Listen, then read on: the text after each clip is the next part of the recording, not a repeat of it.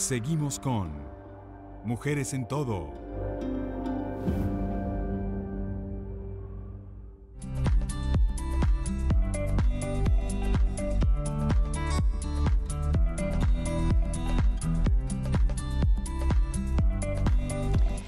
Bien, seguimos con más de Mujeres en Todo. Ya estamos en nuestra parte de salud y bienestar. También, si tiene oportunidad de consultar a través de las redes sociales a nuestro especialista sobre el tema que trataremos el día de hoy, es @mujeresentodosgb en Instagram y en Twitter. Estamos atentos a responder sus preguntas. El planteamiento que tenemos hoy: malformación anorrectal. Doctor, bienvenido a Mujeres en Todo. Se trata del doctor Eduardo Aliegro, él es cirujano pediatra. Y la primera pregunta que le tenía, doctor, es: ¿cómo es el proceso de formación durante el embarazo de esta parte importante, obviamente, del ser humano que se está formando allí? Y después vamos a ir con el problema que es estas malformaciones que pudieran existir. ¿Cómo es ese proceso? ¿En qué momento, en qué etapa de la gestación comienza a formarse, por ejemplo, esa parte del feto? Buenos días, muchísimas gracias por la invitación y la oportunidad de tocar estos temas que tal vez no son muy comunes, pero de suma importancia. Exacto. La formación de esa porción distal del intestino ocurre aproximadamente entre la 6ª y la 10ª semana del embarazo. Okay. Estamos hablando de que estamos finalizando el primer trimestre del embarazo, comenzando el segundo trimestre. Entonces allí donde ocurre pues la formación de ese intestino distal, de recto y de la apertura final, que es lo que conocemos como ano. Ok, doctor, ¿y es posible que a través de un eco, y además en esta era está muy avanzado, es posible detectar esta malformación en el feto desde un eco, o es necesario que definitivamente el bebé nazca para proceder? Existen, bueno, vamos a comentar un poco más adelante, varios tipos. Esto no es una en específico, es un gran espectro de patologías. Hay algunas en las que el bebé está totalmente obstruido, no hay ningún tipo de comunicación ni con el exterior ni con otra estructura vecina, y en ese caso pudieran haber signos indirectos en ecos de alta tecnología, como comentaste, que pudieran decirnos: mira, hay algo que está pasando, hay algo distal que está obstruido, algo que no va bien. Pero el diagnóstico final lo hacemos cuando el bebé nace, que en el examen físico y toda una serie de estudios complementarios que se hacen. Ok, ahora, ya dando este preámbulo, doctor, vamos a definir entonces qué son o qué es la malformación anorrectal. Ok, entonces cuando hablamos de malformaciones, como te dije anteriormente, es un gran espectro, una cantidad de patologías que ocurren en esta porción distal del intestino, teniendo tres posibilidades. Una, que se forme de una manera normal, pero que se ubique en una posición anormal, o que esa porción distal, el ano, esa apertura hacia el exterior, no se dé. Entonces tenemos el recto como una bolsa, un fondo de saco y está cerrado. Tenemos dos posibilidades en este caso: que ese fondo de saco se comunique hacia el exterior en una forma anormal con estructuras vecinas, bien sea la vía urinaria o los genitales, o que no se comunique con nada, y son las malformaciones anorrectales sin fístula, que es los que están totalmente obstruidos. Ok. ¿Y qué podría estar causando esta malformación, doctor? Este tipo de malformaciones, hay muchísimos estudios, no se ha ubicado tal vez algo preciso que esté vinculado con la aparición de estas malformaciones. Lo que sí está más estudiado son síndromes genéticos o algún tipo de alteración cromosómica que predisponga pues al desarrollo de estas patologías. De hecho, hay muchas de estas, y por eso los estudios que se hacen una vez que el bebé nace, que están relacionadas con malformaciones cardíacas, que es importante, malformaciones de la vía urinaria y malformaciones de la columna vertebral. Ok, doctor, ¿esto puede ser, hablando de genética, esto puede ser algo hereditario? Sí, se dice que más o menos hay como del 1 a 3% de pacientes que tienen algo hereditario, y el hecho de tener algún familiar, sin importar el nivel de consanguinidad, aumenta las probabilidades de que el paciente nazca pues con una malformación anorrectal. Es más, estudios más de tipo estadístico que certero genético. Ok, ¿y entre niños y niñas se ha visto que es más frecuente en los niños? Sí, es más frecuente en los niños, hay mayor prevalencia en los niños que en las niñas. Ok, ¿y con qué frecuencia se presenta o se pudiera presentar esta anomalía en un bebé ya, por ejemplo, ya nacido? ¿Es frecuente este trastorno que ocurre allí o sí, por eso, es raro? Por eso te comentaba, tal vez uno lo ve como raro porque no es un tema o un diagnóstico que uno escuche mucho, pero es frecuente. Es frecuente, estadísticas mundiales hablan de 1 a 3 de cada 5.000 recién nacidos. Es una estadística que son altas, un nivel de prevalencia e incidencia alta. Y bueno, en el hospital de niños que vemos, son más o menos como 30, 50 pacientes anuales que llegan con este tipo de diagnóstico, lo que se van sumando a listas de espera para la resolución de estos pacientes. Ok. Doctor, ahora, ¿cómo es el proceso de diagnóstico de este trastorno que puede ocurrir en el bebé?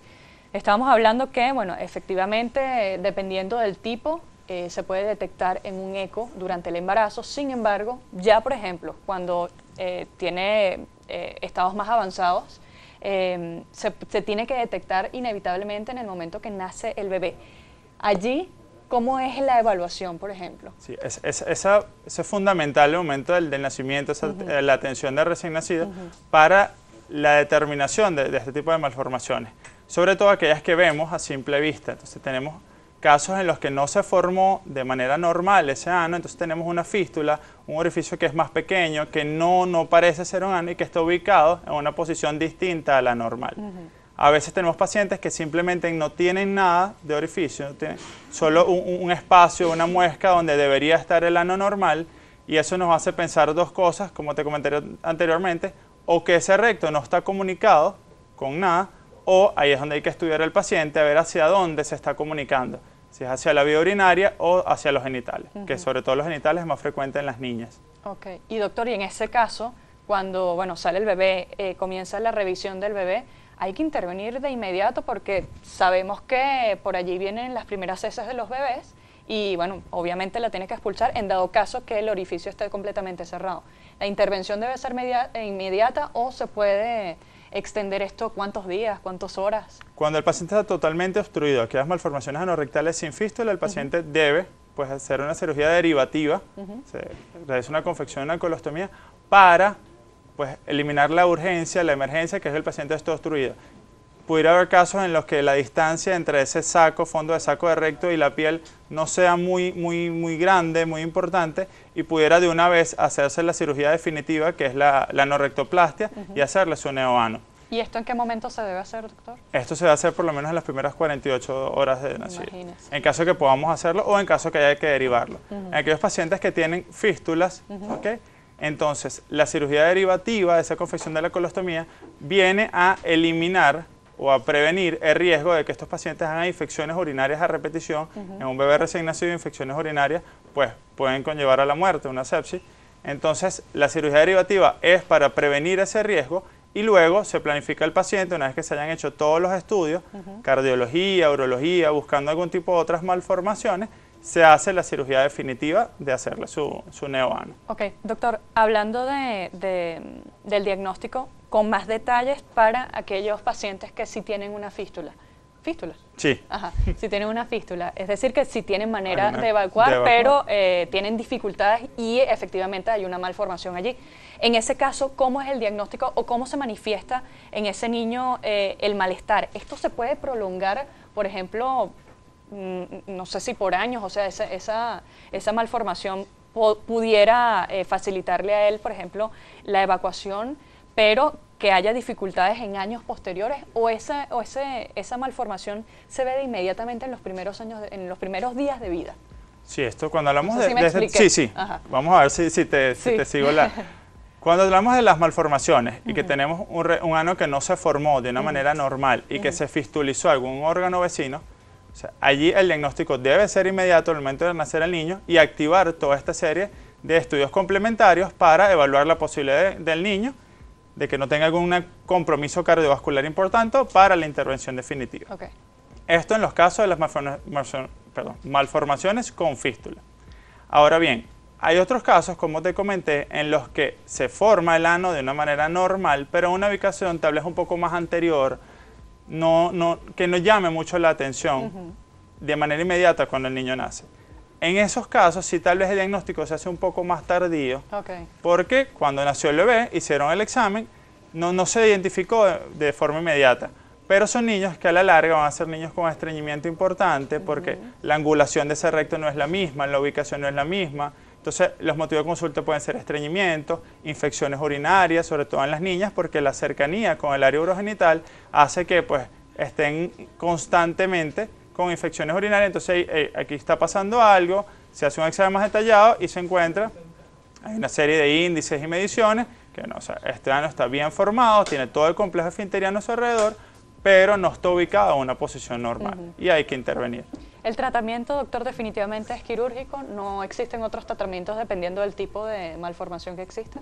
No, siempre va a ser quirúrgico porque hay que llevar, bien sea la fístula que se formó o bien sea ese ano que no está en su posición normal, hay que llevarlo a la posición en la que debe estar para lograr que la funcionalidad, que es lo más, como de lo que más se aquejan a la larga estos pacientes de trastornos intestinales funcionales, sea lo menos evidente posible en la vida del niño y que pueda ser incluido socialmente sin ningún tipo de problema. Exacto. Hablando de eso, doctor, y ya cerrando el tema, una vez o posterior a la cirugía, ¿cómo debería ser el modo de vida de este paciente? La evaluación que debería tener la madre, en este caso, la comunicación con el médico, ¿va a tener una vida normal a propósito de lo que estaba comentando o tiene que estar pendiente de cómo va a ser ese desarrollo allí intestinal? Sí, es importante una vez que se hace el diagnóstico en los niños y dependiendo de la complejidad de la malformación, es preparar a los padres, porque esto es, o sea, el éxito del tratamiento depende de ese padre que esté bien preparado. Porque lo que los va a quejar en un futuro va a ser los trastornos intestinales funcionales, estreñimiento o incontinencia. Y entonces hay que preparar a los padres para el manejo de esto. Este manejo sí va a ser médicamente. Hay una cantidad de indicaciones que se le dan a los papás para que ellos puedan manejar a los niños, para que tengan su hábito evacuatorio normal y logren tener una vida social, una inclusión social sin ningún tipo de problema, porque de lo contrario, es un paciente que sea incontinente, entonces un niño que no juega, que no está incluido en actividades escolares, que no se queda en casa de amiguitos. Entonces esa parte es lo que tratamos de prevenir, hablando con los padres de un principio y preparándolos para ese manejo postoperatorio.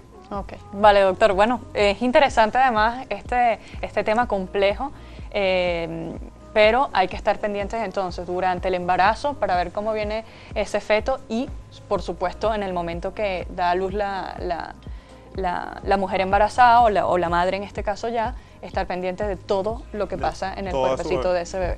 Doctor, le quiero agradecer, muchas gracias. ¿Cuáles son sus redes sociales y dónde lo conseguimos? Eduardo Aliegro en Twitter, Instagram y vía Gmail. Ok, por allí todo. Ahí pueden contactar. Ok, vale, bueno, les queremos agradecer al doctor Eduardo Aliegro, él es cirujano pediátrico. El tema que estamos planteando el día de hoy, malformación ano-rectal, sobre todo para esos bebés que ya vienen, o esos fetos que ya vienen en camino, hay que estar pendientes y sobre todo aquellos que ya pues dan la bienvenida al mundo, tienen que venir perfectos y eso es importante notarlo.